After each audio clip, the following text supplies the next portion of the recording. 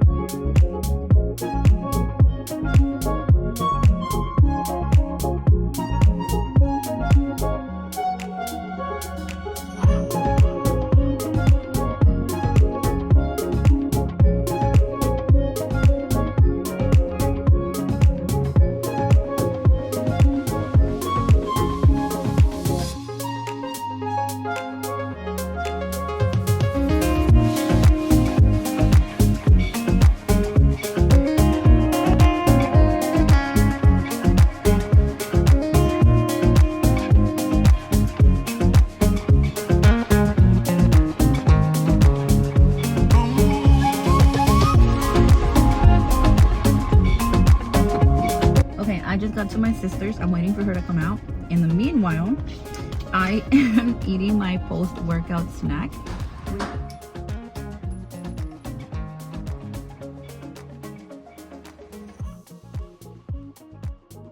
So my husband just left for military purposes and he left me his truck and said, use it as you please. So here we are. We're about to go get coffee. Earlier I was recording and I ended up like just stopping recording because I'm like, I look more busted than I did the first 5 minutes of when I woke up and began recording, which is fine, but I had to push myself out of bed into the gym so I would not make excuses. Not that I have been making a million excuses lately, but kind of have, and I don't like that for me. I was like, let me get myself back on track and hit the gym.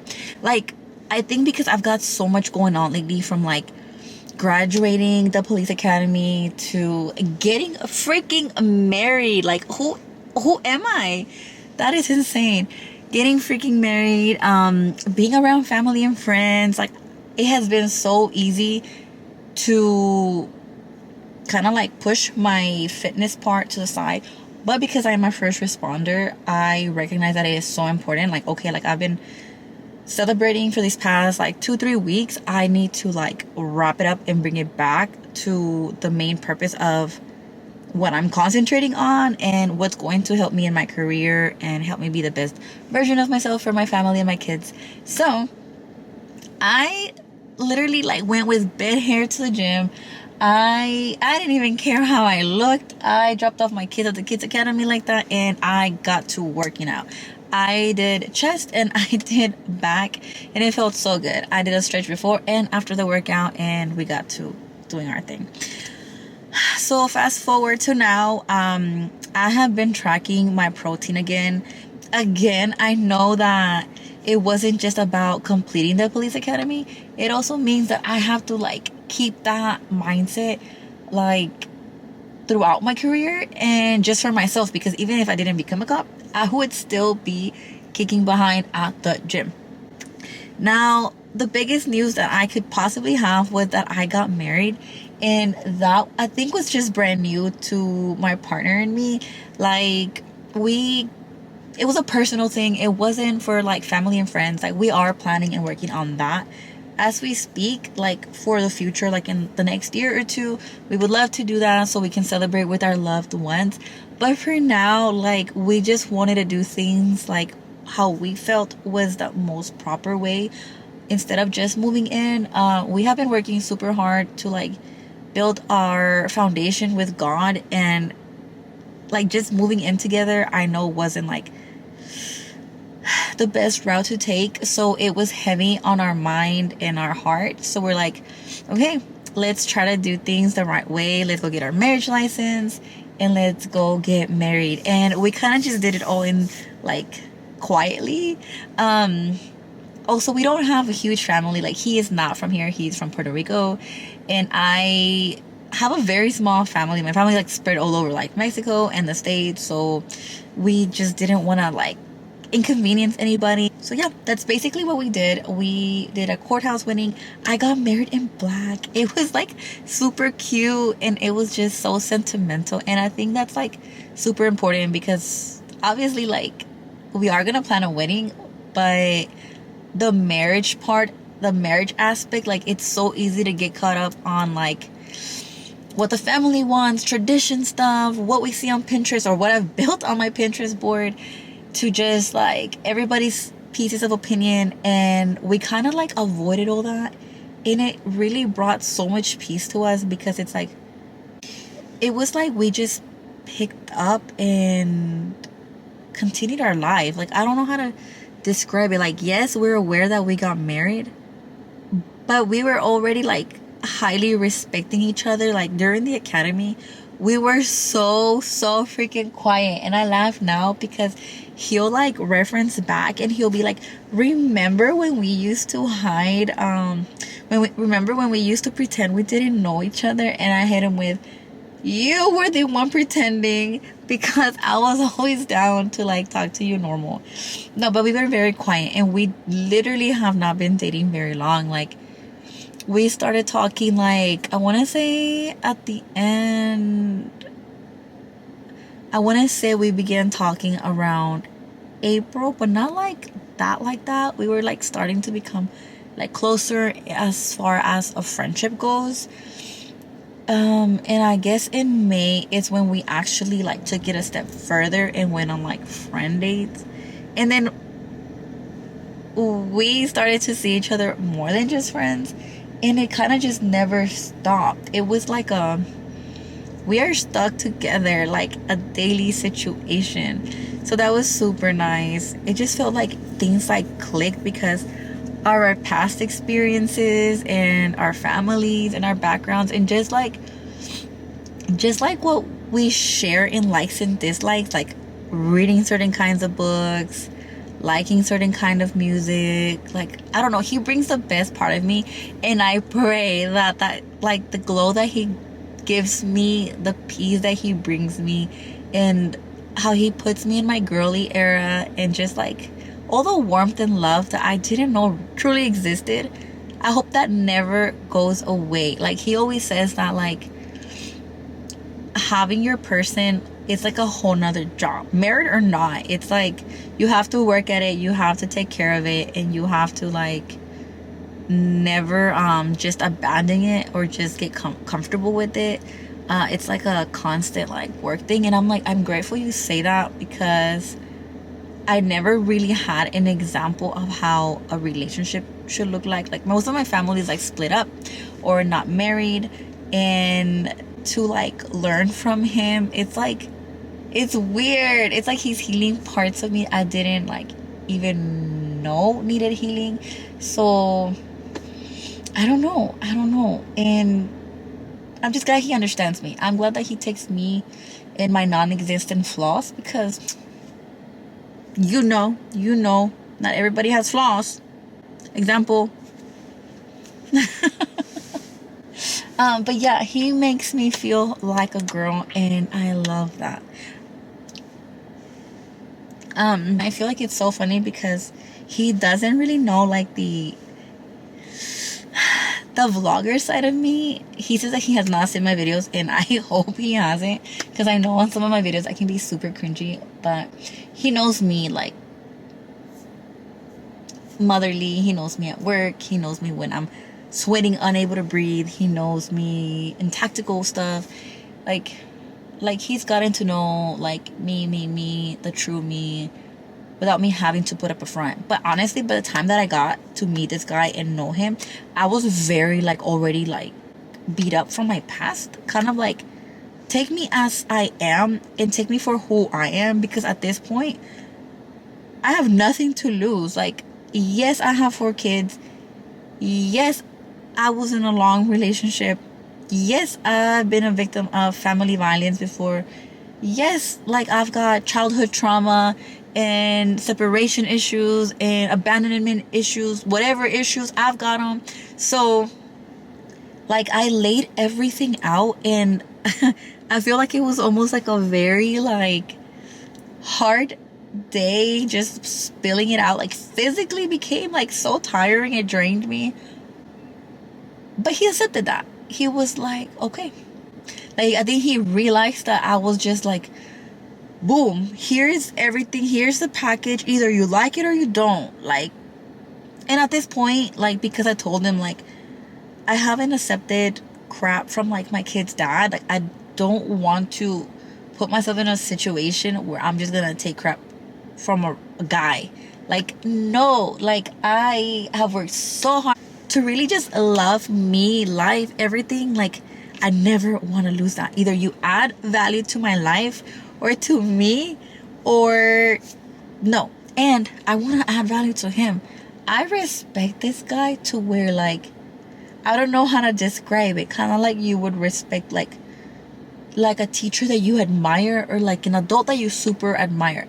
That's how I respect them. And it's so weird because, you know, like when you have problems with a partner, I feel like after some time, when like they've brought the ugly out of you, when they've brought like they've caused you so much pain over and over, and you have gone as far as like begging them to change, begging them not to hurt you any further, begging like for the common sense things they should be giving you, I feel like you just really stop like respecting that person for like the man or as that partner. But when none of those bad things exist, they have your full respect, and it's beautiful. So talking about beautiful things, we have to get going because I really want us to go get coffee. So let's go.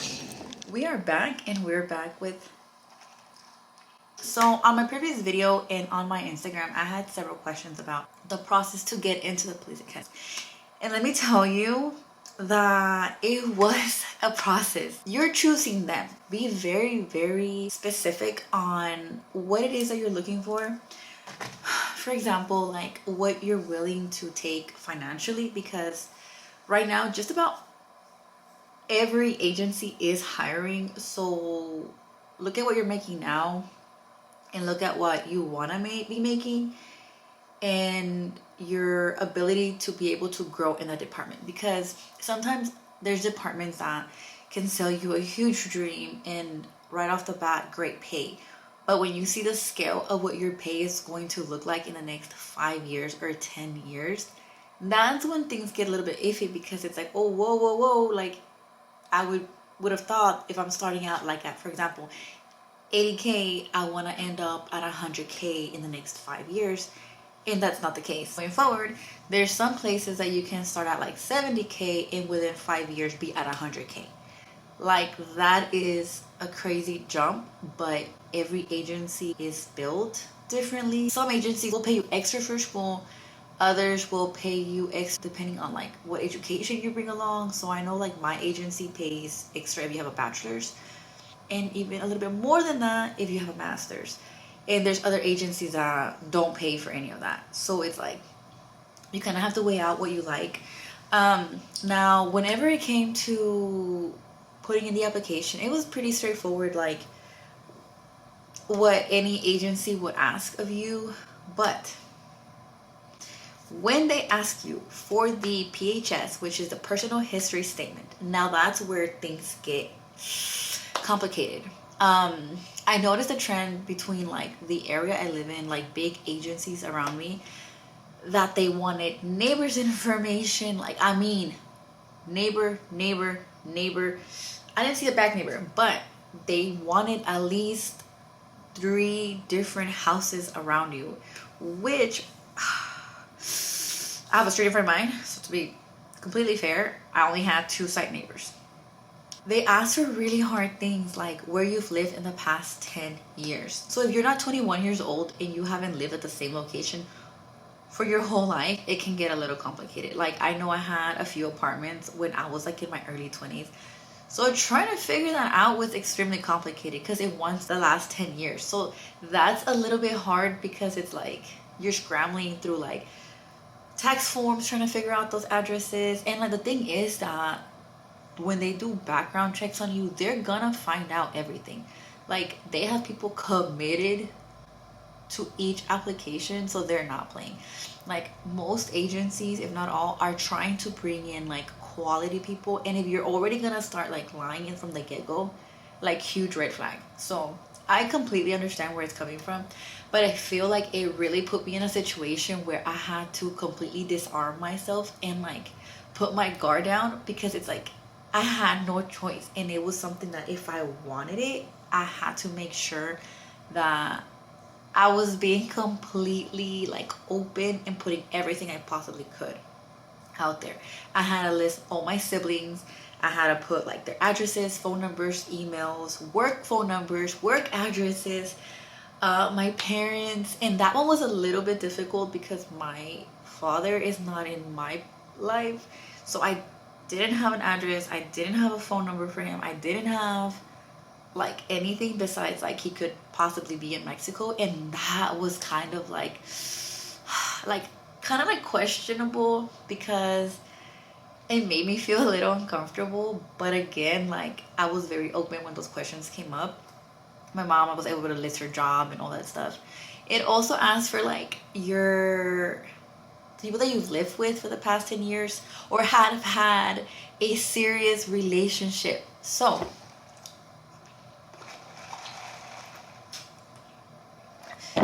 if you've had somebody you've posted like on social media or anything like that, you have to almost like disclose their information, because one way or the other, somehow, you know, things don't get off the internet. Even if you think you've deleted it, somehow, some way, they can pull it up and find out certain things.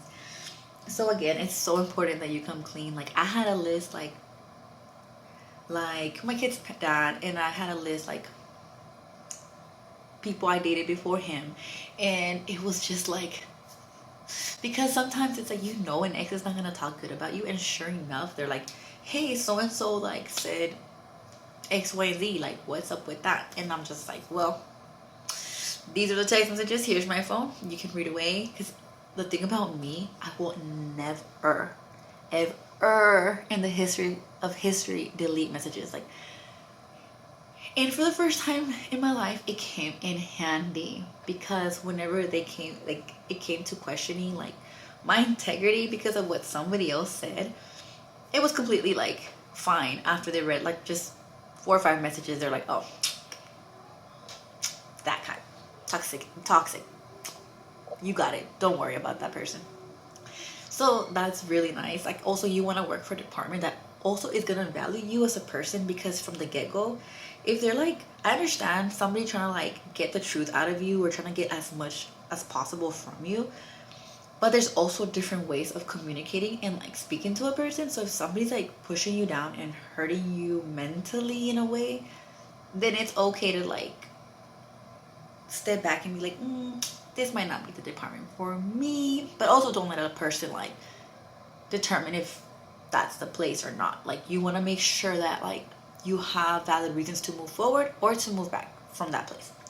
So besides that, everything's pretty straightforward, just very, very detailed, like schooling, every school that you've gone to, finish there or not finish there.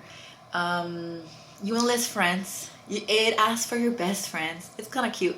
It'll ask for references, and again, they want to know where they work at, how long they've been there. They want to know addresses, phone numbers of that person, and yes, they will contact them.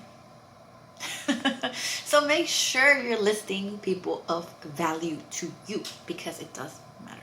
So for my agency, and I'm pretty sure most agencies, because I went through the process with several, and I just chose the one I wanted to begin the academy with, we'll have you do your like a, I don't want to say a book test, but because it's not, there's no book, you'll either do it online or you'll go in on test day, and you'll kind of like back in the day when we used to take like the STAR test or the tax whatever test, like that. And they'll have like either the map one, they'll have math problems, they'll have scenario problems. It's pretty like common sense. Don't think that they're trying to trick you. They're not. They're trying to see if you can answer basic common knowledge stuff. And then besides that, then you have a physical test too, and they're typically pretty close to each other, because I mean, you need to be able to move forward with each one of those things for you to like continue like for that PHS, that big packet I was telling you about. So the fitness test can either consist of a course for you to complete, or it can be of like the row machine. Besides that, then you move on to like the psych test, or you go and you polygraph test. And it's so crazy because I thought I was getting put on an electrical chair, which I had already done it for dispatch, so I knew that, but it still feels super crazy because like just because I had done it like once or twice in the past didn't mean that like I'm super used to it. So like they put like wires over you, over I think your stomach, they put like to get your pressure on your finger, and where else I don't know, but you're basically wired up and you cannot be moving, you cannot be cracking jokes, because when I'm nervous I crack jokes to make things more smooth for me. They were like, don't do that, and I'm like, and I believe towards the end, yeah, towards the end is when they send you to your medical stuff, you know, where they do like a physical, a little bit more than like your regular physical. And what else? I believe that's about it. Now once the academy started, it became challenging because I didn't have a really big social life, but I had a little bit of a social life. So the academy did basically require me to drop everything else I was doing, even like vlogging. As much as I wanted to continue vlogging, as much as I wanted to continue like sharing, and even like recording the process, like telling people, oh, this is what I did this week at the academy. Like I was so physically and mentally tired that it couldn't happen. I had to study, like we had weekly tests to make sure that we were comprehending things and able to apply things. So those tests were like, I believe like 100 questions. They were timed. But again, if you're wanting to do it, like if I can do it and I have 4 kids, you can do it. It's all about your mindset and wanting to get things done. So hopefully that helps you guys. Don't get discouraged. If there's something specifically that you guys want to know, just ask me down below and I will be more than happy to share with you. Let me know if you guys have any questions, and I'm glad that you guys stood by my video, because I am glad to be behind this camera today, because I don't always have the opportunity to do so. So thank you guys for watching. If you have not yet subscribed, please make sure you do so, and hit the like button. Love you guys. Thank you for watching. I will see you on my next video. Bye.